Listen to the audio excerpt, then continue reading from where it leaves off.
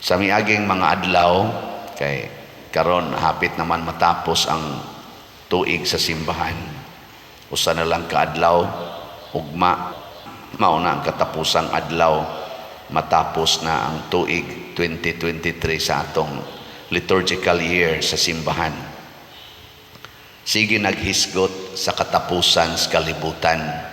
Nya kining mga gipanagna ni Hesus nga moabot ang gubat, kamatay, gutom, unay ug away sa pamilya, sa nasod, gingharian, batok gingharian. Kining tanan mga kahibulungang makita, mga patuo-tuo, daghan ang muangkon nga ako si Kristo or tua dito si Kristo. Iyan na ning gipanagna mga hapit na mo 2,000 years panahon nga nagwali si Kristo. Nahitabo ba wa?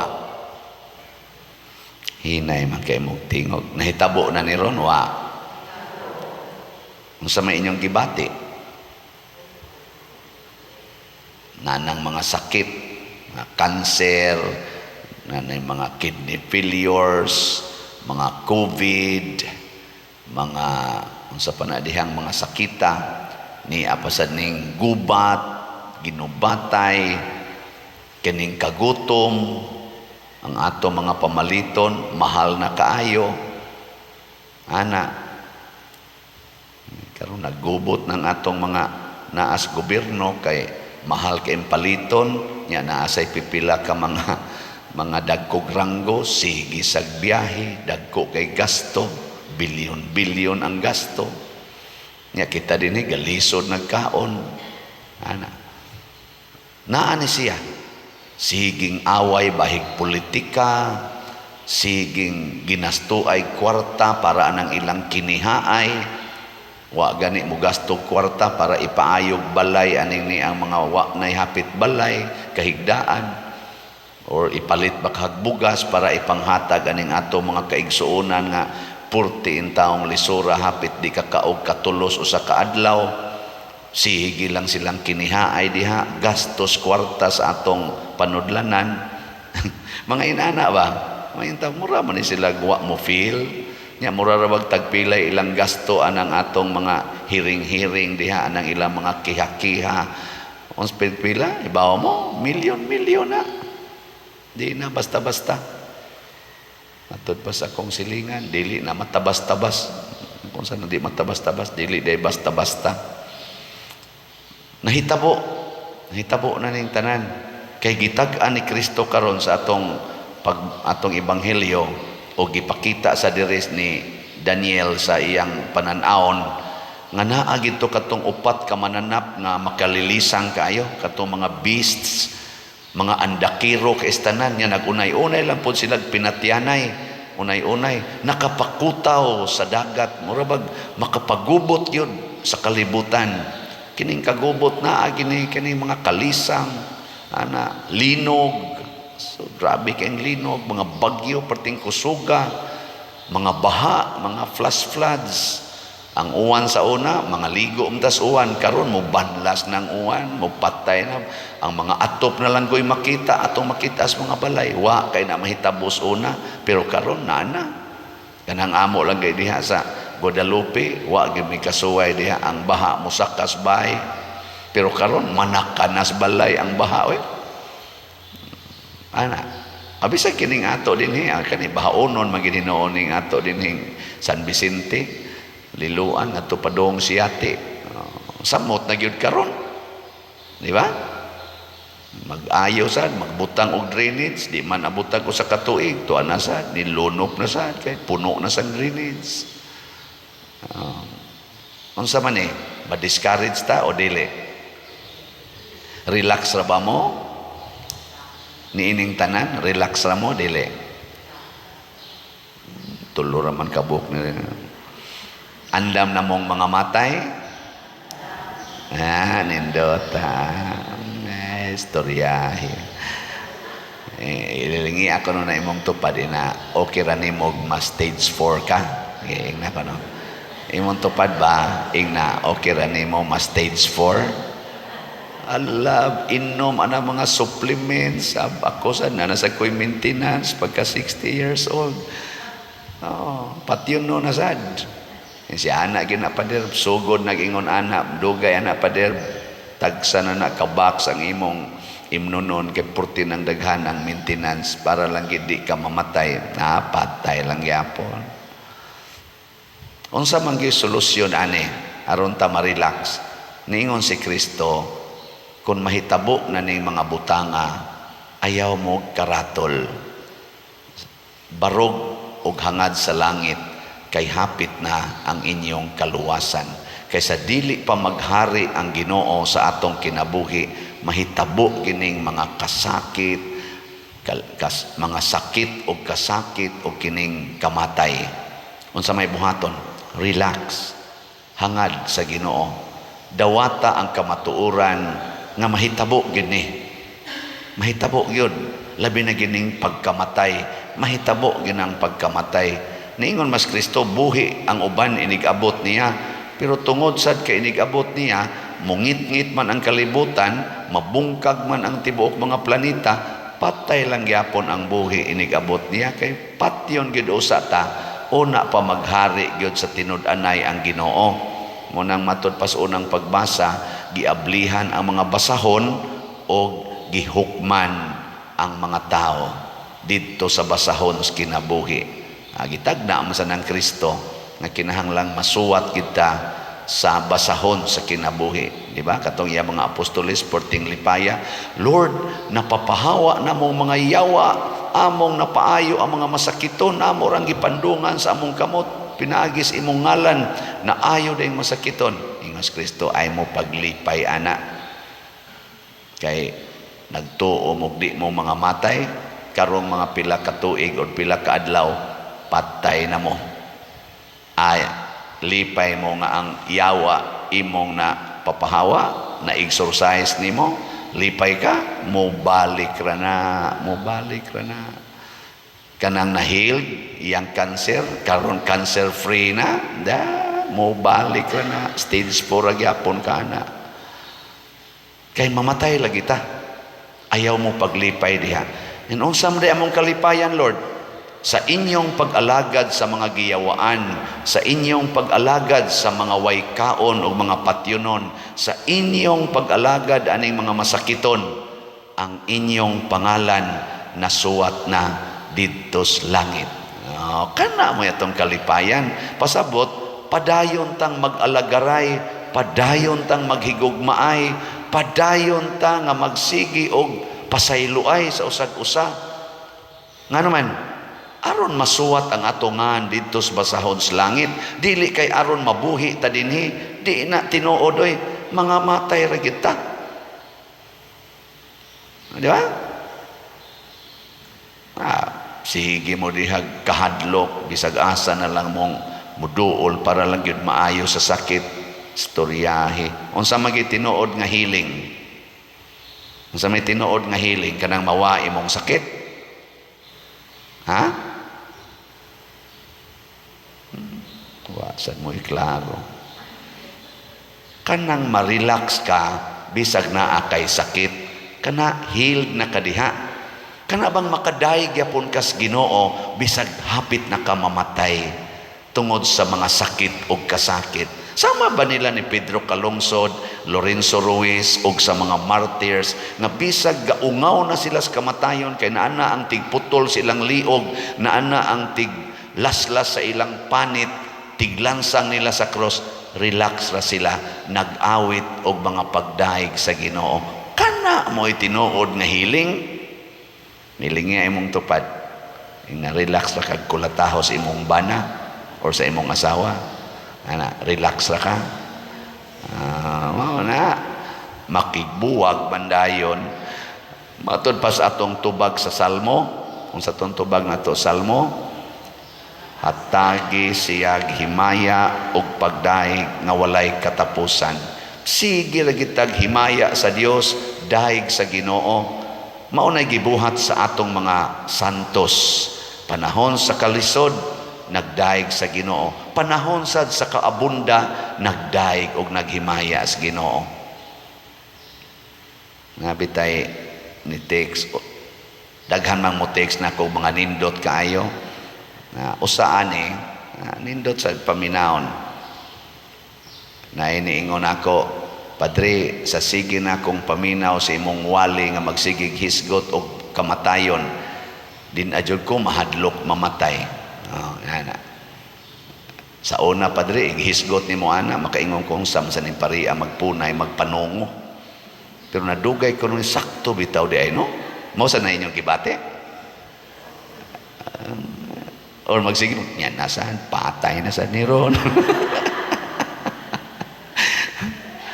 O niya, ang iya pag yung gisumpay, kanang imong sige gwali pa nga mamatay rata, niya kinahanglan gyud ang atongan mabutang sa libro dito sa langit, muna ayaw gyud pagpakasala, ayaw patakod anang mga makasasala.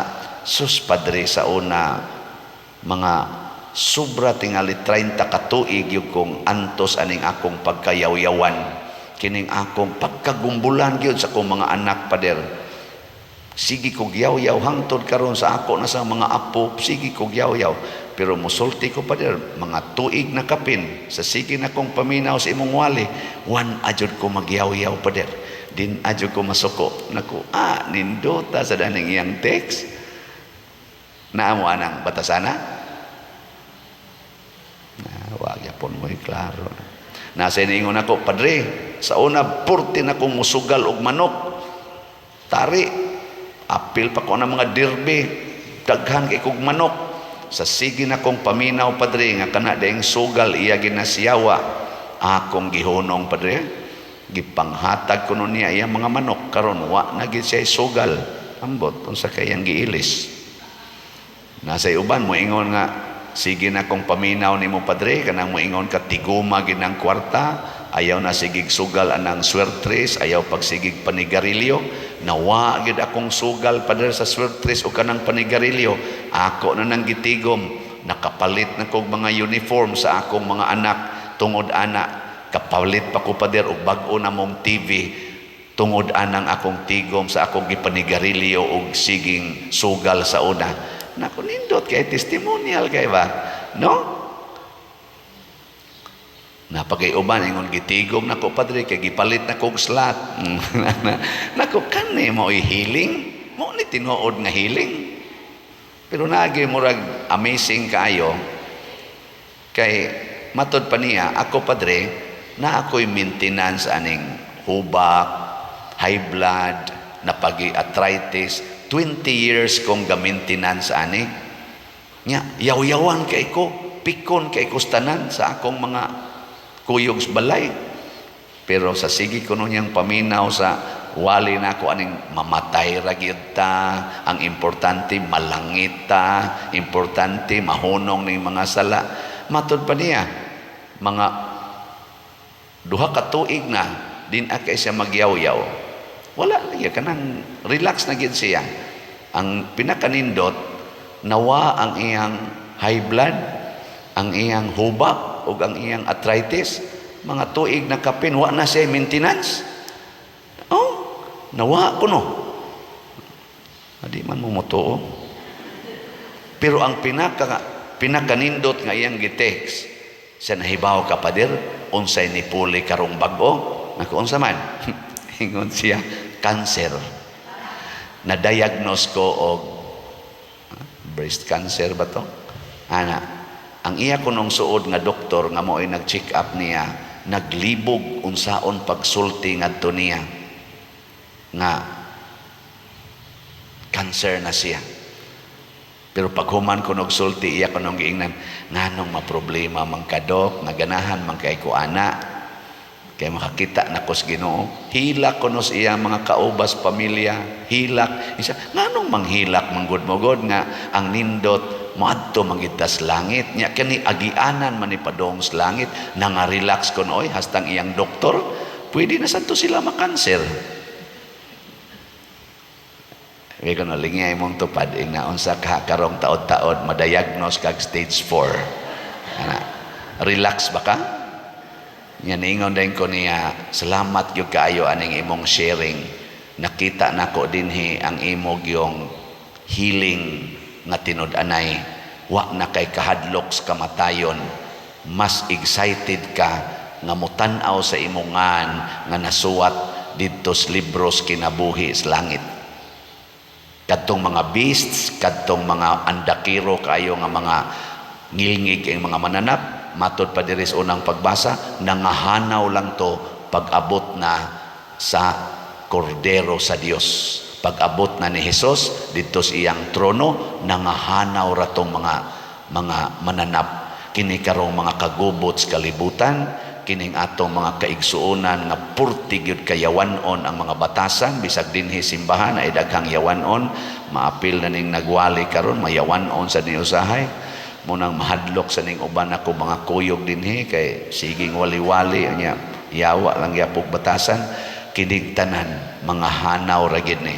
Unsa may mobarog ang anak sa tao. Muna ko nang atong kasing-kasing naliwat na niini ang unag yung ihatag sa Ginoo nato mga igsoon, mawagtang ang atong kahadlok. Ug mauna para nako ang number 1 nga timaan sa tinuod nga healing or kaayuhan, mawa ang kahadlok niining mga kasakit, niining mga sakit ug niining kamatayon.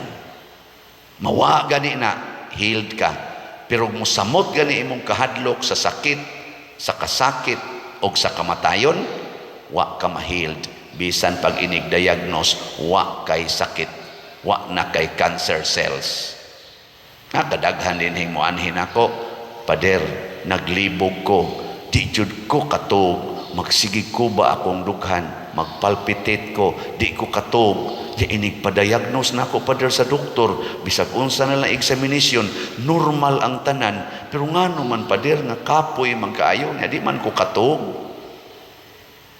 Na kung sa may mong gibati anang di kakatog niya kapoy siya, problema ko pa diro yung siya kong buhaton para makatog ko, nako ayaw nagkatog, dawata nga di kakatog. Siya pa diro sa may tabo mamatay ko, nako dawata nga mamatay ka.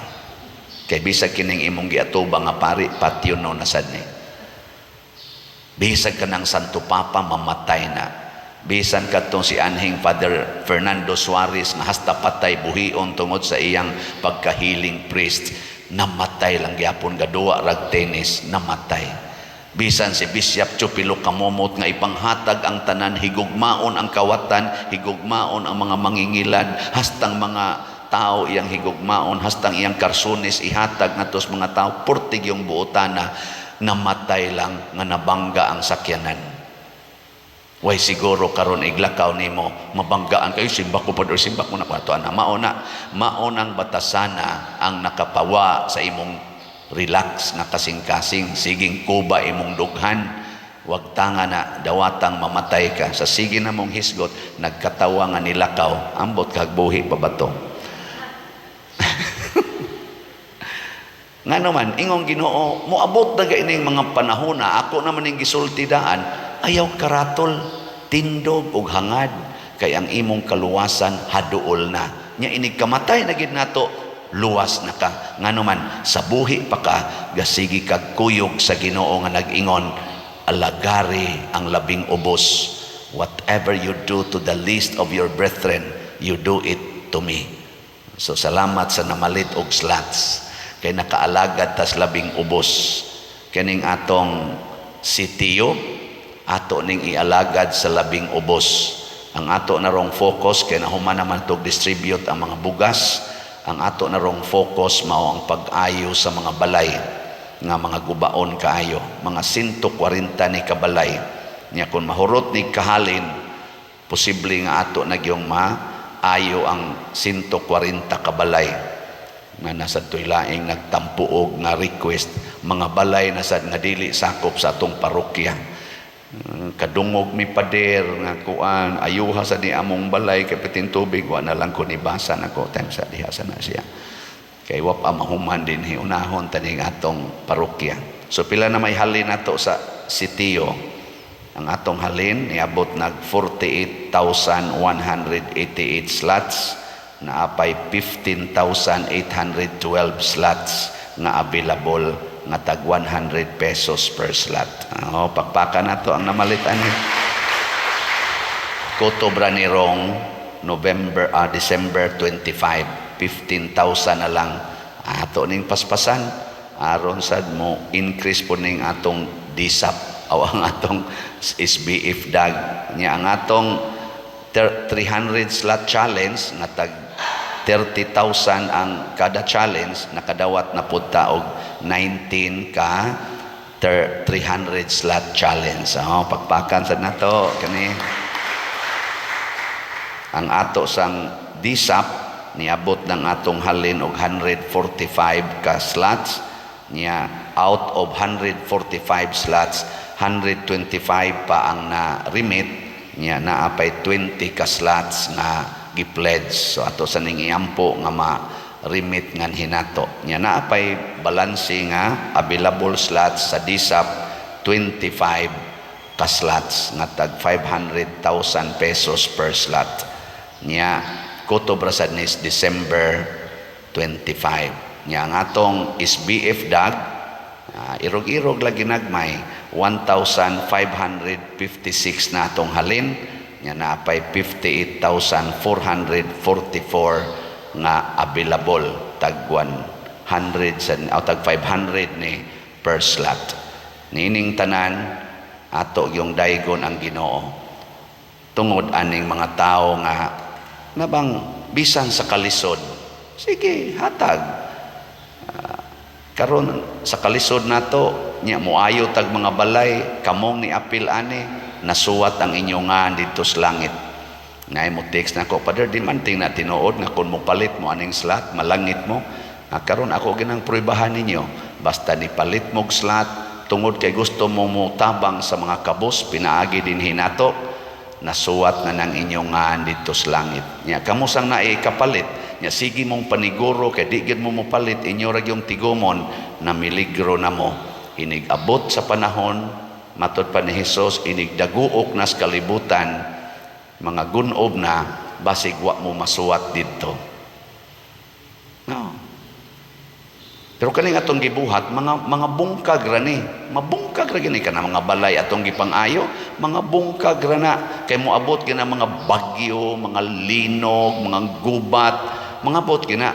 Pero kanindot nabungkag ang balay nga imong gitabangan, nabungkag ang kumbinto nga atong gihimo tungod naggubat ng atong mga kaigsuonan nga mga yawanon or nalinog tag maayo. Pero kitang nagtukod ni ini uban sa gugma nga Dios non, nasuwat ang atongan dito sa langit.